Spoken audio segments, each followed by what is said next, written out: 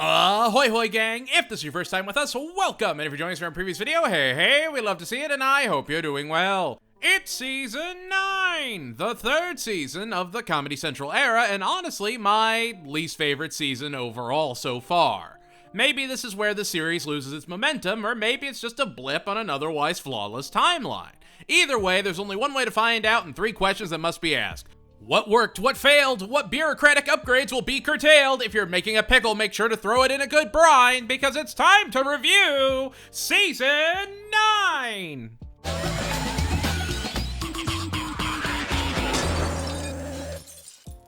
Wanda Sykes guest stars as a drink machine that Bender sleeps with, and she ends up having a kid named Ben. Fry drinks a ton of Slurm Loco and starts to glow green and meld everything around him. Bev, the drink machine, abandons her son with Bender, and he has to learn how to be a parent and starts to genuinely care for his little buddy, who dreams of being a bending robot like his old man, even if he thinks it's never possible. Bev takes her son back, Bender breaks him out of the trailer park he's living in, and the professor offers to put a bending chip in Ben, but he'd lose all memory of his dad. Ben goes forward with it, and Bender takes Ben to sign up for Bending University, with Fry leading the way on a foggy day. Controversial take, I'm sure, but I think I would have liked the episode more if Bev was in it less. Have a baby Ben dropped on the Planet Express's front step and have Bender just instantly have to deal with being a dad. It gives us more time to really see his growth as a character in that situation. That being said, the jokes are okay, but it is a really solid Bender story overall. He's willing to be completely selfless to make his own son happy. There's a genuine care there. It just feels like they could have navigated the story a little bit better. It never feels like Wanda Sykes gets to say anything funny, and her character is just not really redeemable. It does make Bender look like the better parent, sure, but in the context of the episode, her elements just sort of drag it all down. Didn't really need to see Earl all that much either, but hey, John DiMaggio does a good performance with him, so let's put him in as much as we can. I don't know. Wanda Sykes is an incredibly talented actor. It's just, much like John Goodman in King of the Hill, it just feels like a misuse of her acting. I don't know. It's not amazing, but it's definitely not the worst either. The Bots and the Bees is a bent on higher education 7 out of 10.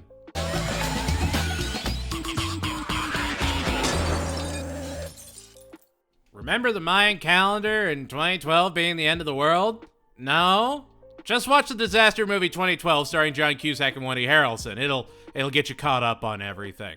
So, of course, Futurama had to do its own 2012 episode, but instead of the Mayan calendar, it's the Martian calendar. After a weather balloon incident, the gang end up discovering an ancient Martian prophecy that Earth will be destroyed and they need to get off it. But when a solar flare fries all technology on the planet, they're left to choose who gets to get on the ancient Martian spaceship and survive on Mars, and who has to perish with Earth. Fry gets on the ship since his pants help them find the ship, but Leela doesn't since Zapp is the captain, and in an attempt to save her, Fry swaps his ticket with hers and gets her onto the ship towards safety. Only it turns out the Martian calendar indicated when Mars would be taken out, not Earth, which, when you say it like that, kinda makes sense. And the group has to jump back onto Earth when Mars flies past it. However, because Leela broke her leg listening to Fry earlier in the episode, she can't jump, so Fry tries to grab her off of Mars, and they end up ripping their arms off, and Scruffy has to save her instead, off camera. Where the mutants are revolting worked as an episode and could easily be a movie, this episode feels like it needed to be a movie and got shaved down way too much. It rushes from one element to the next and just feels so jam-packed, but nothing has enough depth to really stand out. It's just a whirlwind that hopes you care enough until Scruffy just saves the day and credits roll. Usually they're pretty solid about working Leela and Fry's stories into the episode, but this one just feels sorta tacked on. It's just an afterthought. Leela gets hurt when she trusts Fry. If we got some previous examples showcased, I think it would have been better, but otherwise it could go on to any episode and just didn't feel unique here. I don't know. The episode's okay, but that's just largely the season. It's not absolutely abysmal, but each episode is just sorta there. A Farewell to Arms is a fine but predictable 6 out of 10.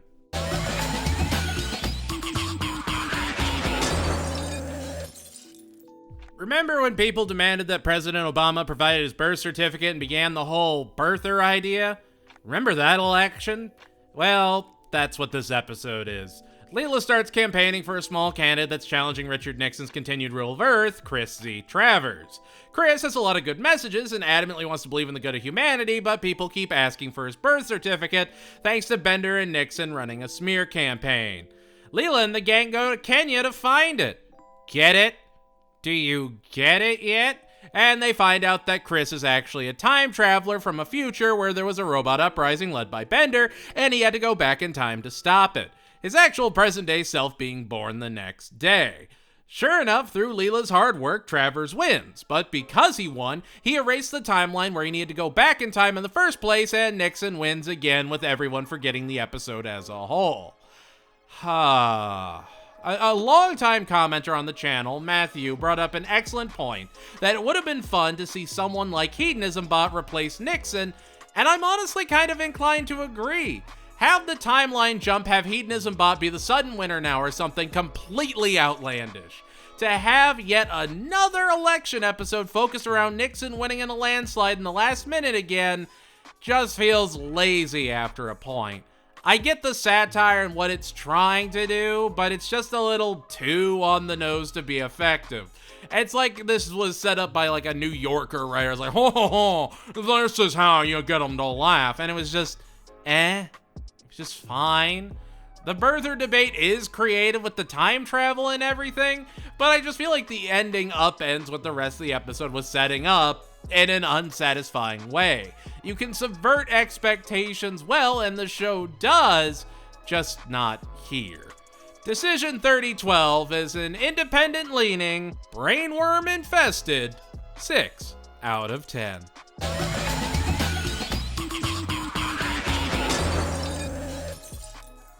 After everyone goes to the aquarium to see the exhibit that has all kinds of Jurassic wildlife in the tank, Bender becomes a paparazzo, taking pictures of celebs on Zoidberg's recommendation.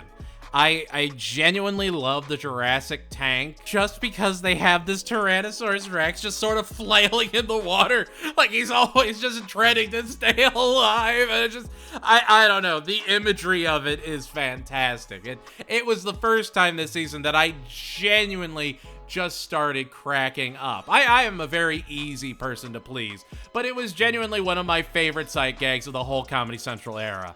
I don't know. It's the dumb things, especially in an episode like this.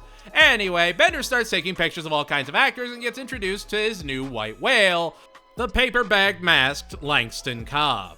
An actor that can never show his face to anyone or else it will melt their very being into nothing, but feeds on the attention of others and has a loyal ego pet that he feeds the energy into. Bender manages to get a picture of the elusive baghead, and Calculon is determined to beat Langston Cobb and get an award. Calculon proceeds to poison himself so he will take his last breath on stage in a performance to snub Baghead of the award and finally earn his place at the top. He is willing to go to that extreme to be forever memorialized, and Langston still wins. And if nothing else, this season did the greatest service to the show of any season before it. It canonically killed off Calculon. I'm all for it, and full disclosure, it leads to one of the best episodes of the entire show and honestly made me appreciate and reevaluate this episode in hindsight. If you look at it just on its own, it's perfectly fine. Bender saves the day by making Langston Cobb fall in love with a picture of himself. That's really about it. But if you look at it even just as part one of a two-part arc, it has so much more charm. Watch this and then Calculon 2.0, and I don't know, they work because they're so separated and yet work so well together.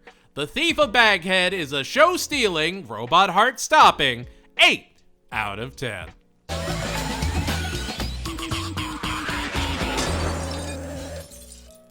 Leela's parents get into a fight and split up at their 40th wedding anniversary, with Munda moving in with Leela and Morris following his dream of being a sewer surfer. Fry and Bender go sewer surfing with Morris, who really starts to find himself and gains a bit of courage and confidence that he didn't have before. He starts to really discover who he is, and for once we get to see who Leela's parents are as actual characters. What's Munda doing, you ask? Oh, she helps Zapp Brannigan set up a peace treaty and becomes his translator for intergalactic affairs, and Yeah, they start swapping spit and other assorted fluids. That's the episode. Zapp banging Leela's mom. Leela tries to get her family back together time and time again, but Zapp ends up proposing to Munda, and on the day of the ceremony, Morris jumps in to take back his wife, and Zapp marries them again after Munda discovers that, surprise, surprise, the peace treaty she was setting up with Zapp at the beginning of the episode was actually a secret declaration of war. What? Zapp being a bad guy? Say it ain't so. I don't know. I miss when Zapp was just kind of an idiot. I mean, this is leagues better than whatever Inagata Dalila was, but it's still just kind of okay. You know, it just never really got there. Munda gets a lot of the focus, which is fine, but having Leela try and seduce Zapp after the last Zapp episode just feels odd. I don't know. You have to forget that whole adventure for this one to make even an iota of sense. Like, you could have Munda get together with anyone and actually focus on Munda and Morris's characters. But Morris is the only one that actually grows, and we see who he is as a character. All we know about Munda is that she was educated and didn't get to do much with it. Have her go out with a new guy and experience a bunch of firsts. Appeal to the weebs and have Fry take her out and show her all the things she's missed out on in the sewers and have her fall for him and she and Leela fight over Fry. Appeal to literally everyone else and do literally anything other than that. There's a lot of things you can do in between there, that's all I'm saying. Zapp wasn't the play. Zapp Dingbat just sort of spins at wheels and surfs on nothing. Zapp Dingbat is a mistranslated 5 out of 10.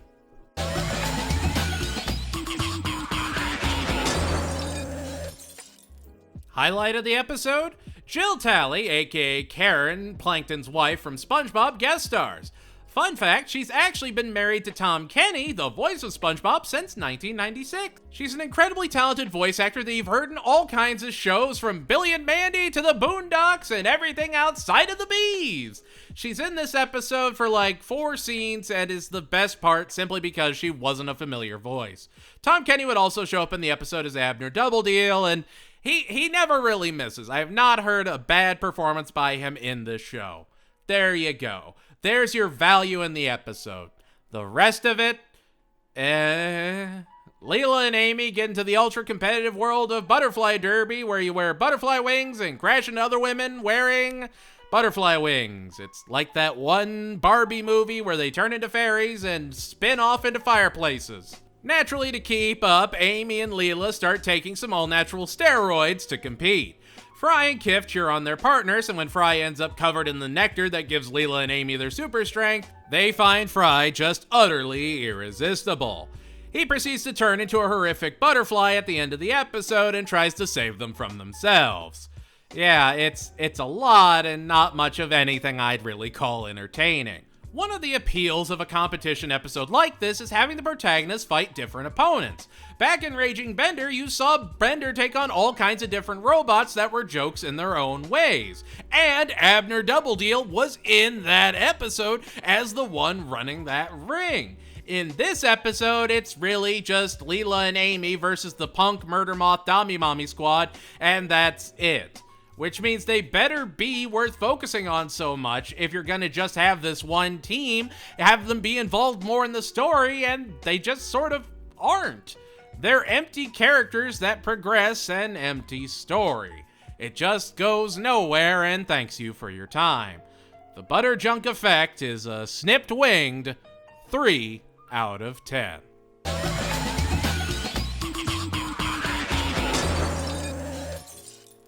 Hermes is doing his efficiency check as an excuse to get rid of Zoidberg. However, at the end of his efficiency report, he discovers he's the least efficient because he was only doing an efficiency report and not actually getting any work done. Hermes fires himself and he gets replaced with a robot and goes home to enjoy some of his wife's extra spicy goat head curry.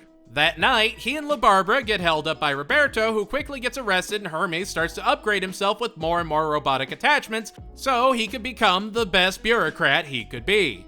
It's basically the entirety of Cyberpunk Edgerunners in 20 minutes. With each new upgrade, Zoidberg takes that human part of Hermes and starts creating a weird flesh puppet for his stand-up routine, and actually starts doing really well. We also find out why Zoidberg considers Hermes his closest friend. because when everyone else largely ignores his existence, Hermes actually takes the time to insult and berate him. Now, of course, he thinks he's joking and just, that's what the bros do, they give a little ribbon. But no, he genuinely hates him. But it's actually kind of sweet and showcases just how earnest Zoidberg is. And when Hermes is more machine than man, he's determined to replace his brain with a robot one. Only it's Roberto's brain, and Roberto ends up in Hermes' overdeveloped robot body and implodes when he eats some of Hermes' skin because it's way too spicy from all the goat head curry. Sure, why not? Why not have a potato peeler that just shaves off arm skin? That was the most revolting thing I've ever seen, and I loved it. I don't know. The agency they've given Zoidberg in the Comedy Central era really works for him, and I think this episode is as strong as it is because Hermes has been so harsh to Zoidberg, and sometimes, especially when he got sent to a labor mine, justifiably so. I genuinely enjoyed the episode, and it felt like an excellent palate cleanser after Butterjunk. This was a proper Futurama episode that gave us a really solid Hermes adventure. No more implants, Hermes, please. The $6 million Mon is a fine-tuned choom 9 out of 10.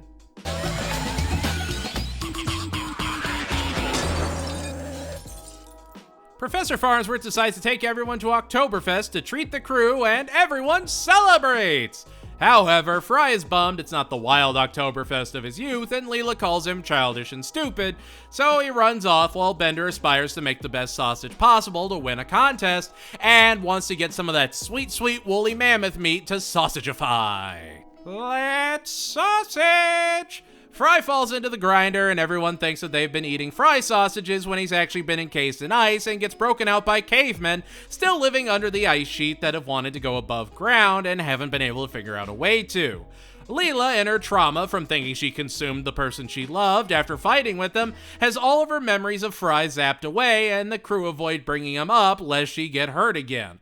Meanwhile, Fry has memory loss and a giant concussion that gives him a giant bump on his head that makes all the cavemen think he's one of them, and they proceed to march on Oktoberfest when everyone returns for Bender to compete in his sausage cook-off. In the chaos, Bender proceeds to steal all the trophies of the other winners to make sure he can claim the first place, and when Fry and Leela see each other, even though they don't have any memory of each other, they start to fall in love yet again and reunite.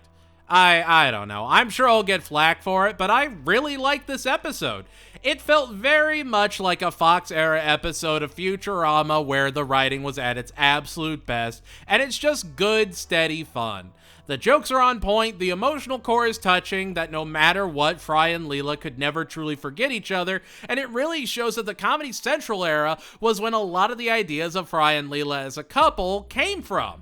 It's just good, classic Futurama, and probably the best episode we'll have until the next season. Fun on a Bun is a Stein toasting 8 out of 10.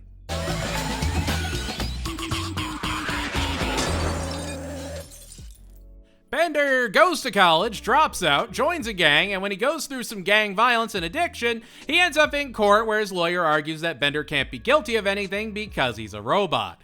He has no free will to decide to do anything, and he's just programmed to commit the crimes he commits.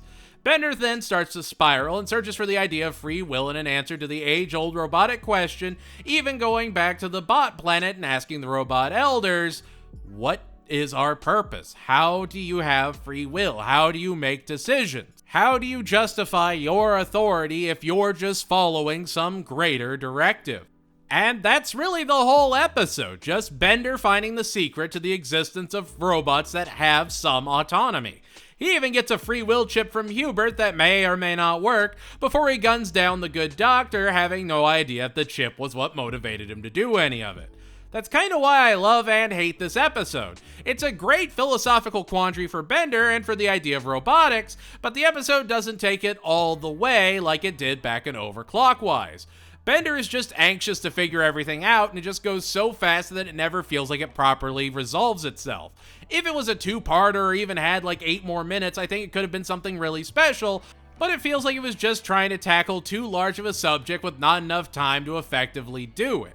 It's fine, I just wish it built on itself a little bit more. Give us more time with him as a monk. Let him understand things. I know it would have to get a lot more deep and philosophical and slow way down, and that's not who Bender's character is, but as we've seen again back in Overclockwise and even in Godfellas, Bender can take that slower moment. He can learn when he's being taught things that better help him realize who he is as an AI, as a constructed identity. And you can argue he got that when he was found guilty of a crime at the end of the episode, determining that, yes, it was evidence that he had free will. It's just, I don't know, it should have been a little bit deeper. Free will hunting is an existence pondering 7 out of 10.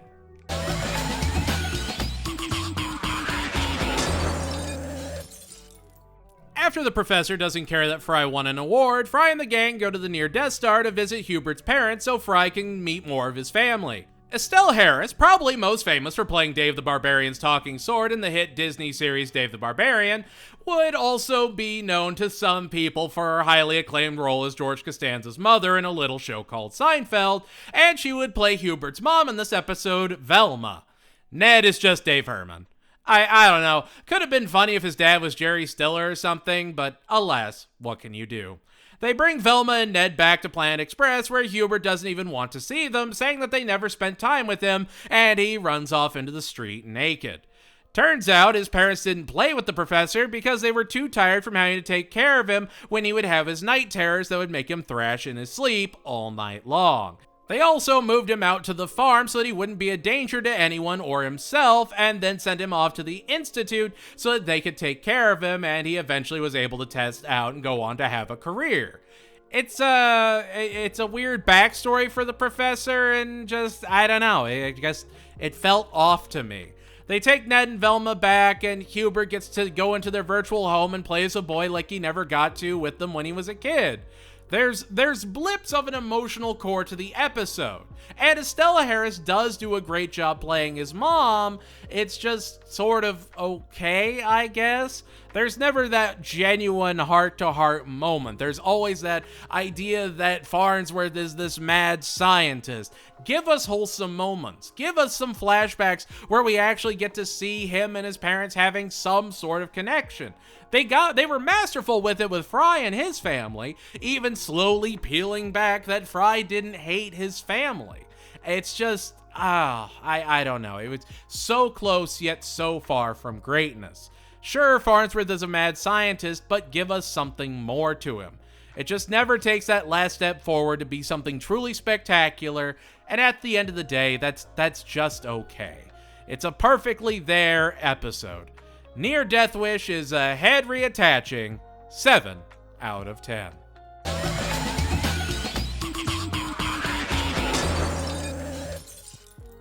Alright, I'll admit it. Silence of the Clamps reinvigorated my love of the Robot Mafia and Donbot. After the Robot Mafia robs a Binks truck, Misa So Sorry, they have to dump their winnings and proceed to dump them into Zoidberg's dumpster while everyone else is going to Amy's parents' casino on Mars that's worked mostly by Martians, including Blind Joe, the head of security, whose nose is next to none. Can you see how this is going to play out? Zoidberg gambles, loses it all, the Robot Mafia takes over the casino, and Amy plans a heist to get even. That's the episode. The Futurama obligatory casino heist episode. I'm genuinely surprised it didn't happen in the Wild Green Yonder, especially with how much focus is on, like, Mars Vegas. But this episode is just fun. Hey Big Lobster is great, and I really genuinely love that Zoidberg is such an institution at this point.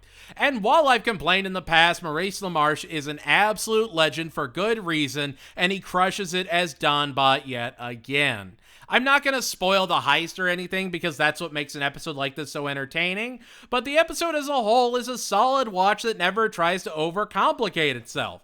Am I being biased because I genuinely love heists? Of course I am, but that's okay. Futurama is at its best when it is adapting ideas that they are having fun with. Mobius Dick worked because they had an idea and they took it all the way. Blind Joe is great. Now, do I like the ending of it? Not really. It's a little hokey and sort of forgets the whole point of the episode where the Buggalo roam, but I can shrug it off for the sake of a good heist. None of it ever really mattered to begin with. None of it'll really matter again. It's just good, dumb fun. And if that's done well, that can be a really great episode. Viva Mars Vegas is a Lost Wages loving 8 out of 10.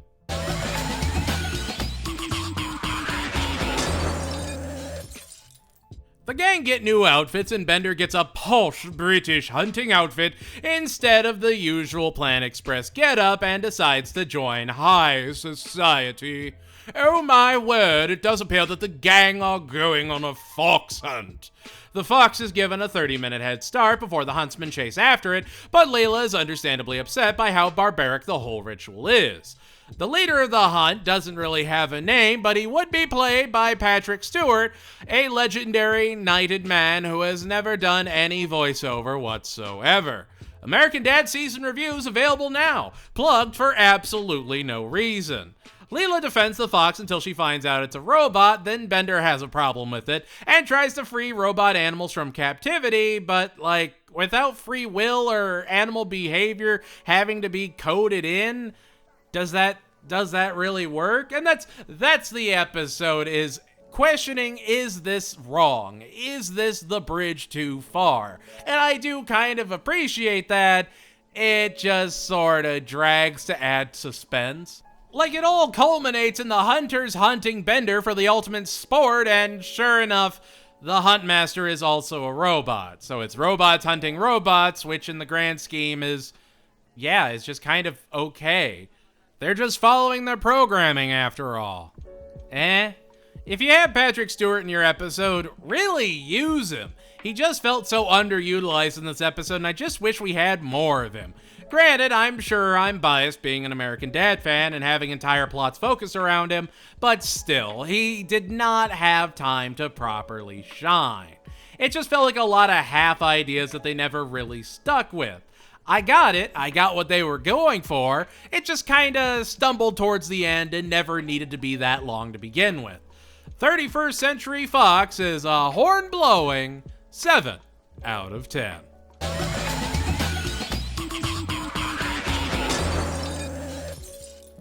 And here we are, the season finale.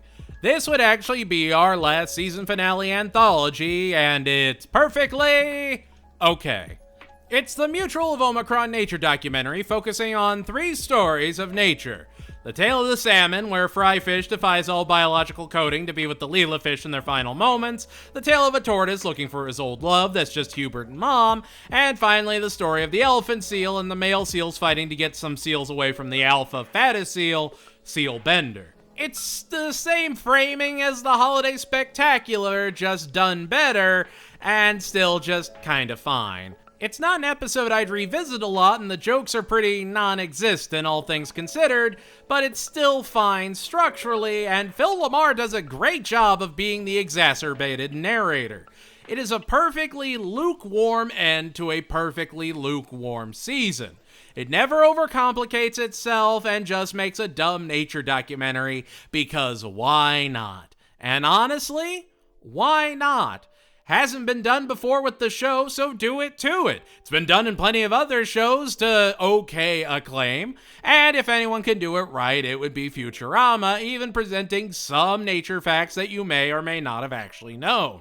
Salmon is definitely the strongest, and Elephant Seal just sort of feels rushed, but I don't think there was much you could really do with it either, and it's all just perfectly, again, fine.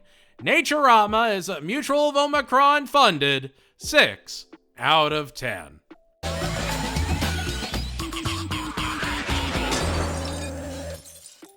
And there we have it, that's season 9! Anything you think I was right on, wrong on? What was your favorite episode of the season? Least favorite? Let me know in the comments below. And if you liked what you saw, make sure to like, subscribe, and tell your friends. We're out here. Overall, season 9 was okay.